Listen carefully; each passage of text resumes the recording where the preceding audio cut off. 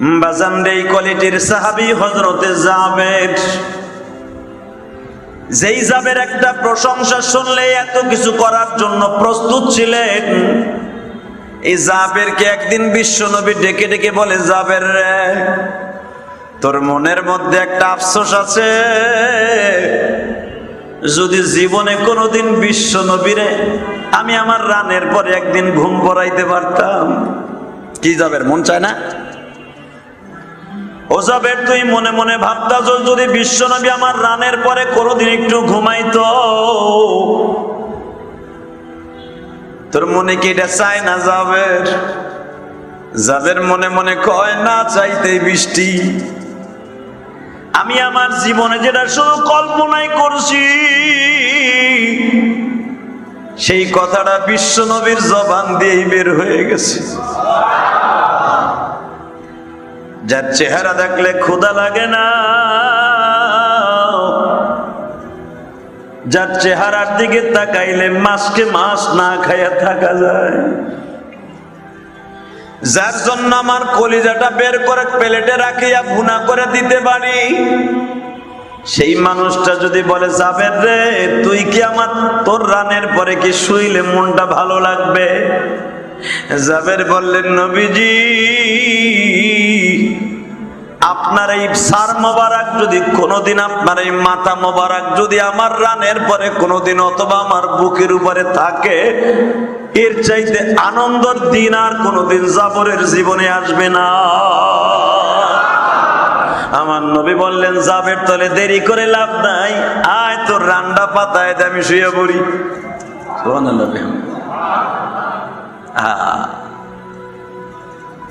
হযরতে জাবের দেখেন আমার দিকে তাকান, আর দুই নয়নের পানি দিয়ে মদিনার দিকে খেয়াল করেন। মনে করেন আপনার মনটা যারা হজ করছেন, আপনি জান্নাতুল বা জান্নাতুল ও বাজান, আপনি রিয়াদুল জান্নার ভিতরে দেখেন, এখন মনটারে পাঠায় দেন। যেই রিয়াদুল জান্নার ভিতরে মুসলমান নামাজ পড়ার জন্য হাজিরা পাগল হয়ে যায়। এখন তো সরকার নিয়ম করছে বাবা, মেসেজ ছাড়া রিয়াদুল জান্নার মধ্যে ঢুকতে দেয় না। বাইনাল মিম্বারে রাউজাতুম মিন রিয়াজিল জান্নাত, দুই মিম্বারের মাঝখানে বিশ্বনবী বলেন, জান্নাতের টুকরা।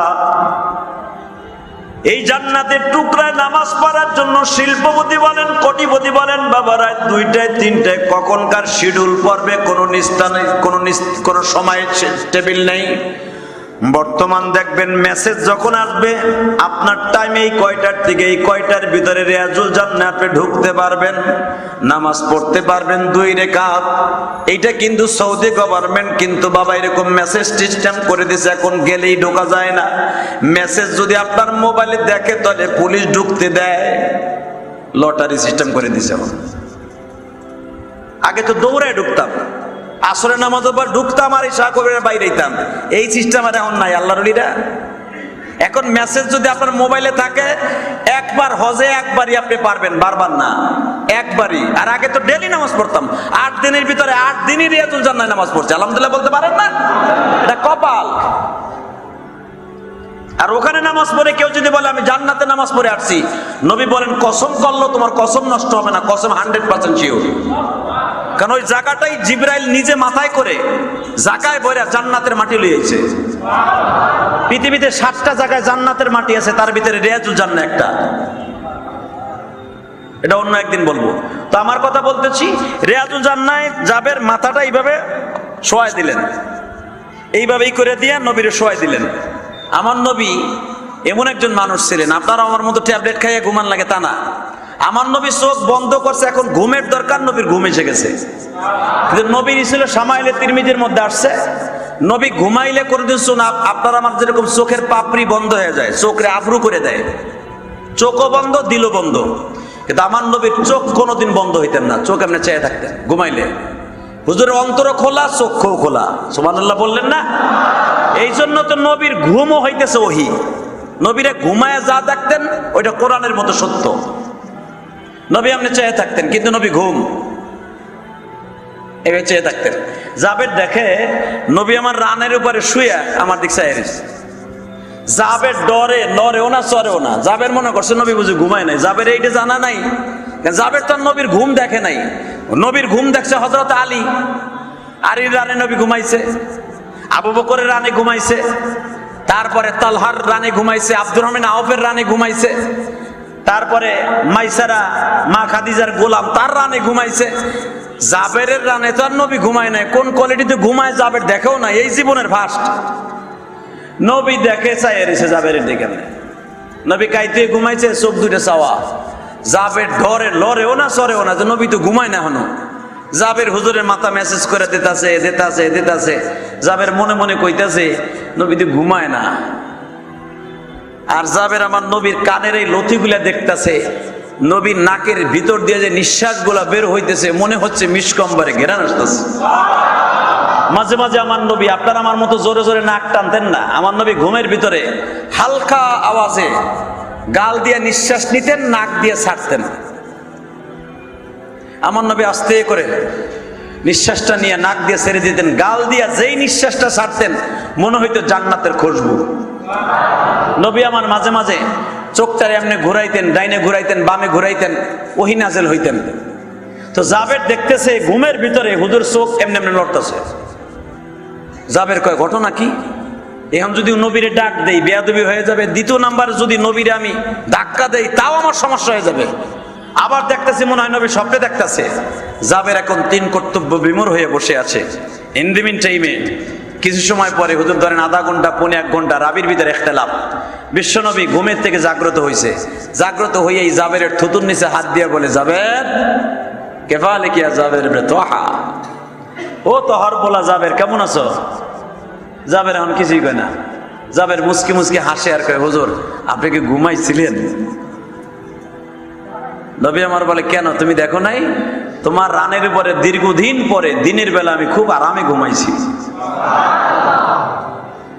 জাবের এখন কয়, কেমন হইলো কথাটা? আমি দেখলাম চোখ চায়া রইছে, এবার ঘুমাইলো কোন সময়?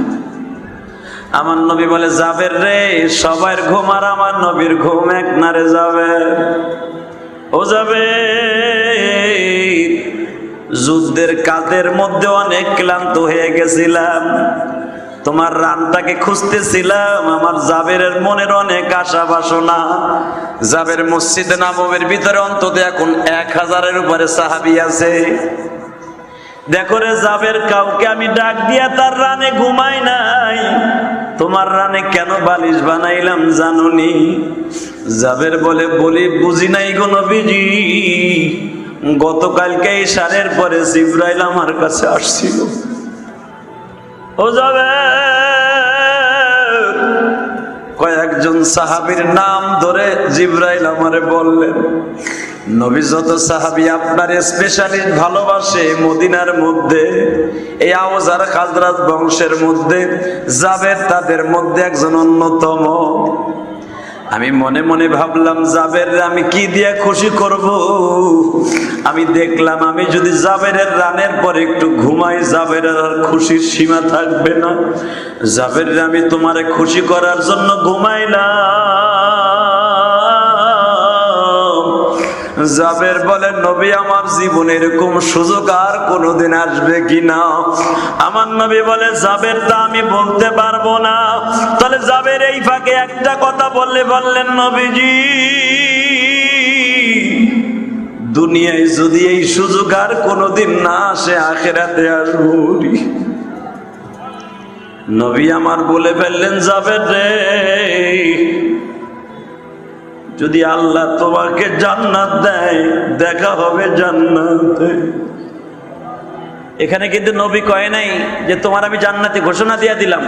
আল্লাহ এমনি বলছে, রাদিয়াল্লাহু আনহু ওয়া রাদু আন, আমি আপনার সাহাবীদের পরে খুশি, তারাও আমার পরে খুশি। আল্লাহু আকবার বলতে পারো না?